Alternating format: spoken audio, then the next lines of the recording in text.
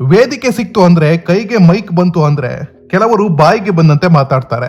ಅದೇ ರೀತಿ ಇಲ್ಲಿ ಚಿತ್ರ ನಿರ್ಮಾಪಕರೊಬ್ರು ತಾನೊಬ್ಬ ಹಿರಿಯ ನಿರ್ಮಾಪಕ ಅನ್ನೋದನ್ನು ಮರೆತು ವೇದಿಕೆ ಮೇಲೆಯೇ ರಂಪಾಟ ಮಾಡಿದ್ದಾರೆ. ಕಾಟನ್ ಪೇಟೆ ಚಿತ್ರತಂಡದಿಂದ ಕಾರ್ಯಕ್ರಮ ನಡೆಯುತ್ತಿತ್ತು.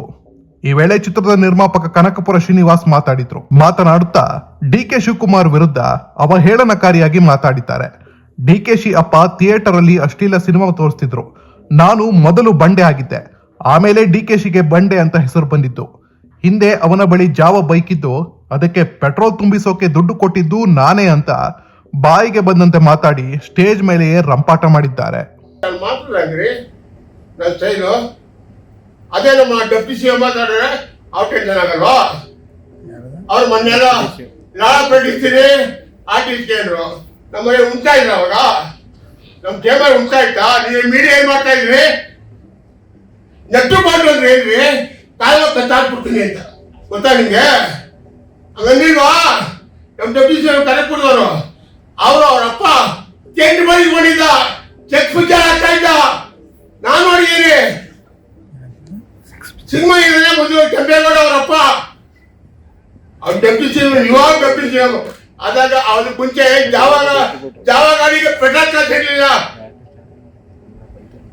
ಹಿಂಗೆ ಬರೀಬೇಕಾರೆ ಜಾವ ಗಾಡಿಗೆ ಪೆಟ್ರೋಲ್ಗೆ ನಾನು ಕೊಟ್ಟಿದ್ದೀನಿ ಕಾಸು. ಡೆಪ್ಟಿ ಸಿಎಂ ಡಿಕೆ ಶಿವಕುಮಾರ್ಗೆ ನಾನು ಕನಕಪುರ ಬಂಡೆ, ಆಮೇಲೆ ನನ್ನ ಹೆಸರು ಇವಾಗ ಅವ್ನು ನನ್ನ ಹೆಸರು ಆಮೇಲೆ ಅವ್ರು ಬಂದಿರೋ ದುಡ್ಡು ಜಾಸ್ತಿ ಆಗ್ತಾರೆ. ನಾನು 55 ವರ್ಷದ ಸಾಕಾರ. ರಮೇಶ್ ಭಟ್ ಮನೆ ತಗೊಂಡು ಕನಕಪುರದಲ್ಲಿ 15 ಲಕ್ಷ ರೂಪಾಯಿ ಮನೆ.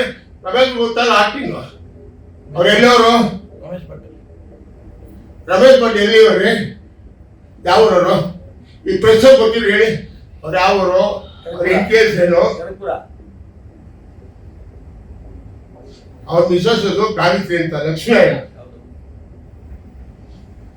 ಹೇಳಿ ಮದುವೆ ಮಾಡ್ಕೊಂಡು ನಮ್ಮ ಊರಲ್ಲಿ ಇತ್ತು. ಸ್ವಾಮಿ ಈ ಊರಲ್ಲಿ ನನಗೆ ಆಗಲ್ಲ, ನಾನು ಆಕ್ಟ್ ಮಾಡೋದು RS ತಗೋಬಿಡಿ ಮನೆ, ನಾನು ಬೆಂಗಳೂರು ಸೆಟ್ಲ್ ಆಗ್ಬಿಡ್ತೀನಿ.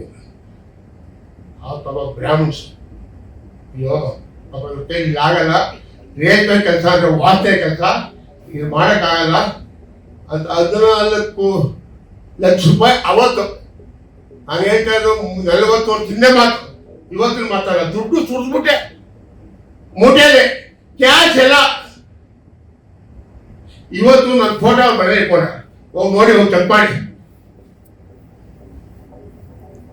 ಅದು ಕನಕಪುರ ಶ್ರೀನಿವಾಸ ಅಂದ್ರೆ ಫಸ್ಟ್ ಬಂಡೆ ಕನಕಪುರ ಶ್ರೀನಿವಾಸ. 2ನೇ ಬಂಡೆ ಇವಾಗ ಬಂದವರಲ್ಲ, ನಾನು ಕೊಟ್ಟಿರೋದು 2ನೇ ಬಂಡೆ. ಅವರು ಧೈರ್ಯವಾಗಿ ಹೇಳ್ತೀನಿ, ನಾನು ಯಾವನು ನನ್ನ ಮಗನಿಗೆ ಹೆಸರಲ್ಲ.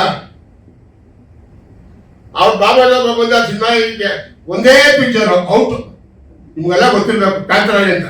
ಬರೀ ಹಿಂಗೇನೆ ಮೆರವಣಿಗೆ ಅಂತ ಪಿಕ್ಚರ್ ಮಾಡಿದ ಊರಲ್ಲಿ ಅಂತಲ್ಲ, ಇನ್ನೂ ಕೊಟ್ಟಿರೋದು ಅಂತ ಹೇಳ್ತಾರೆ. ಎಲ್ರಿ ನಿಮ್ ಫ್ರೆಂಡು ಅಂತ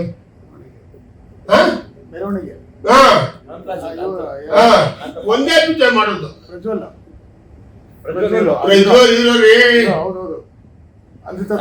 ಮಹೇಶ್ ಡೈರೆಕ್ಟ್ರು ಮೆರವಣಿಗೆ ಊರೆಲ್ಲ ಸಾಲ ಮಾಡ್ಕೊಂಡು, ಬೆಂಗಳೂರಲ್ಲಿ ಸಾಲ ಮಾಡ್ಕೊಂಡು ಲೆಕ್ಕ ಬಿಟ್ಟ ಕನಕಪುರಕ್ಕೆ, ಇನ್ನೂ ಬಂದಿಲ್ಲ.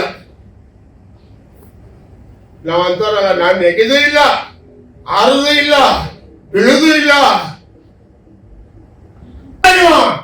10 ರೂಪಾಯಿ 20 ರೂಪಾಯಿ ಮಾರಿ, ಓಕೆ. 100 ರೂಪಾಯಿ ಮಾರಲ್ಲ, ಯಾರಿಗೆ ಬರ್ತಾರೆ ಜನ? ಯಾರು ಬರ್ತಾರೆ? ಇಂಥ ಚಂಡಾಳ ವ್ಯಾಪಾರ ನಾನು ಎಲ್ಲೂ ನೋಡಿಲ್ಲ. ಇದು ಬಲ್ಲ ಬಿಡಿ ಸ್ವಾಮಿ, ನನ್ನ 15 ಎಕರೆ ಜಮೀನು ಇದೆ, ಅಲ್ಲೋ ಬಾಳೆನೋ ಗೆಳೆಯನೋ ತಂಕೈ ಹಾಕೊಂಡು ಜೀವನ ಮಾಡ್ಕೊಂಡು ಎಲ್ಲ ಗೊತ್ತು ನನಗೆ. ನಾನು ಸಾಮಾನ್ಯ ವ್ಯಕ್ತಿ ಅಲ್ಲ, ನನಗೆಲ್ಲ ಗೊತ್ತು. ಕಡ್ಲೆಕಾಯಿ ಮಾಡೋದು ಗೊತ್ತು. ಬೀದಿ ಮೇಲೆ ನಾವು ಪುಟ್ಟಿ ಹಾಕೊಂಡು ಕಡ್ಲೆಕಾಯಿ ಮಾಡ್ತಾ ಇದ್ವು ಅವಾಗ, ಕೆಂಟೆಲೆ ಕಡ್ಲೆಕಾಯಿ ಅಂತ ಇದ್ದೆ, ಅದು ಗೊತ್ತು.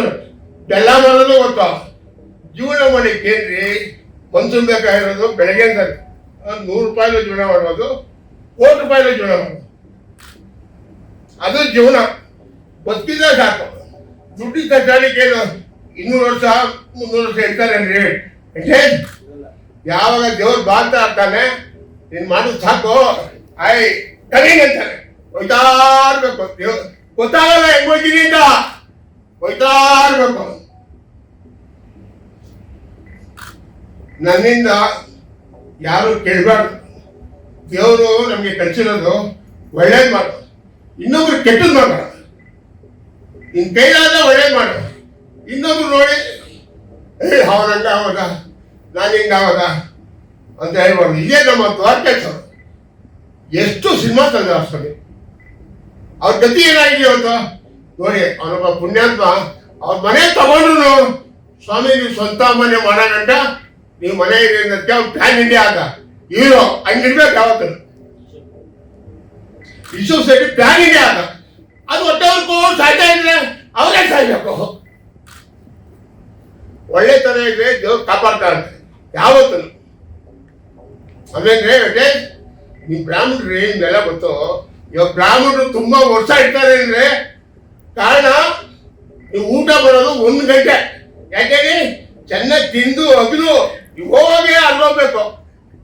ಯಾಕೆಂದ್ರೆ ನೀವು ರಿಸ್ಕ್ ತಗೊಳ್ಳಲ್ಲ. ಸ್ವಾಮಿ ಅವ್ರ ಅಪ್ಪ ಅವರು ನನಗೆ ಚಿಕ್ಕಪ್ಪ ಅವ್ರನ್ನ ಗುರುಗಳು. ಯಾಕೆ ಸರ್ 100 ವರ್ಷ ಇರ್ತಾರೆ? ಊಟ ತಿನ್ಬೇಕಾದ್ರೆ ಅಗಿರಿ ಅಗಿರಿ ಅಗಿರಿ ತಿನ್ನಿ, ಮಜ್ಜಿಗೆ ಕುಡಿದು ನಿದ್ದೆ ಬರ್ತದಂತೆ. ಮನೆಗೆ 2 ಅವರ್ ಅಂತ ಬೇರೆ ಕೆಲಸ. ಅದು ಬ್ರಾಹ್ಮಣ್ ಸೋದರ. ಅದಾದ್ರೂ ಶಟ್ರು ಜಾಸ್ತಿ ಗೊತ್ತಿರೋದು ಬ್ರಾಹ್ಮಣ್ ನಂಬರ್ 1, ಸೆಕೆಂಡ್ ಶಟ್ರು. ನಿಮ್ಗೆ ಗೊತ್ತಿರೋ ಏನು ಗೊತ್ತಿಲ್ಲ, ನೀವು ಓದಿರ್ಬೇಕು. ಗೊತ್ತಿರೋ ಕಲ್ತ್ಕೊಳ್ಳಿ. ನಾವು ಚಟ್ಟ ಹೇಳ್ತಾ ಇದ್ದೀವಿ, ಕಲ್ತ್ಕೊಳ್ಳಿ.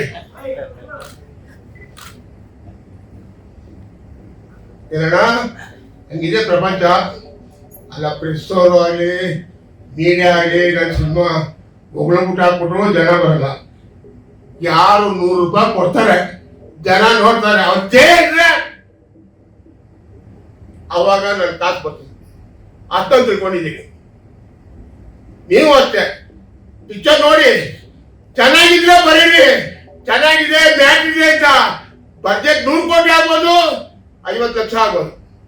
ಕತೆ ಚೆನ್ನಾಗಿದ್ರೆ ಮಾತ್ರ ಬರೀರಿ. ಒಳ್ಳೆ ಮೆಸೇಜ್ ಕೊಡೋಬಿಡಪ್ಪ. ಯಾಕೆಂದ್ರೆ ಈ ಪಿಕ್ಚರು ಇನ್ನೊಬ್ರು ಪ್ರೊಡ್ಯೂಸರ್ ಮಾಡಿದ್ರು. ನನಗೆ ಡೈರೆಕ್ಟ್ರು ತೋರ್ಸ್ತಾ ನಾನು ಕಾಲು ಇಟ್ಕೊಂಡೆ ಬಂದು ಹೈದರಾಬಾದಲ್ಲಿ. ಅಣ್ಣ ನೀವು ಒಂದು ಅರ್ಧ ಗಂಟೆ 1 ಅವರ್ ಪಿಕ್ಚರ್ ಮಾಡಿ ಅಂತ. ಪಿಕ್ಚರ್ ನೋಡಿದೆ ಮ್ಯಾಟ್ ಇಲ್ಲ ಬಿಡಿಯ. ಯಾಕೆಂದ್ರೆ ನನಗೆ ಬರ್ತದೆ. ಕಾರಣ ಏನು ಅಂದ್ರೆ ಬಹುದು ಸಿನಿಮಾನು ಟೇಕ್ ಓವರ್ ಮಾಡೋದು ಗೊತ್ತಿರೋಂಗೆ. ಯಾರೋ ಬೇರೆ ಪ್ರೊಡ್ಯೂಸರ್ ಮಾಡಿದ್ರು. ಅವ್ನ ಬಡ್ಜೆಟ್ ಸಾಲದೆ ಅವಾಗ ಡೈರೆಕ್ಟ್ರ್ ಬಂದು ನಮ್ಮ ಕಾಲು ಇಟ್ಕೊಂಡ.